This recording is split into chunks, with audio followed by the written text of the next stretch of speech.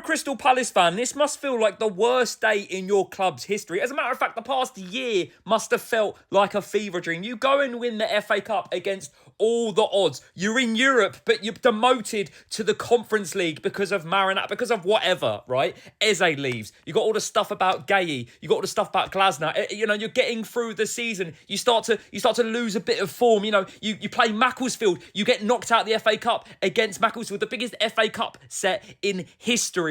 Now you've got Guéhi leaving. You've got Glasner leaving. You've got all the talk of Mateta. I have so much sympathy for that club.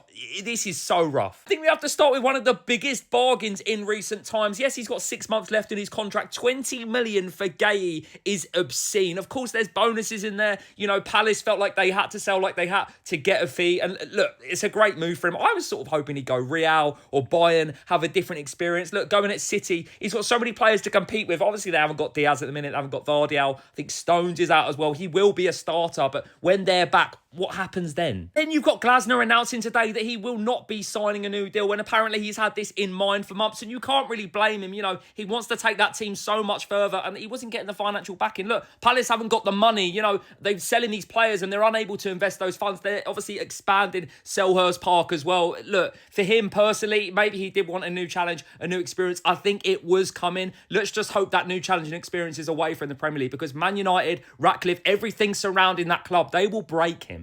If Mateta does leave, I don't think it's the loss that people are acting like it will be. You know, yes, okay, it's following the news of Guéhi and Glasner, but I think this guy actually misses more chances than he takes. I think he's largely been fantastic because Glasner was getting the best out of him. And if a good fee comes in for them, I don't blame them selling him. But Nketiah can't be your main striker. Of course, there's every possibility they end the season winning the Conference League, a good standing in the league as well. That would then take them to the Europa League next season. Good financial income coming from that. But going into next season, losing all these players, that is going to be a challenge, balancing them too as well. After the week they've had, all of this now, on top of that Macclesfield loss, the biggest cup set in FA Cup history, there's no way the week can get worse, can it?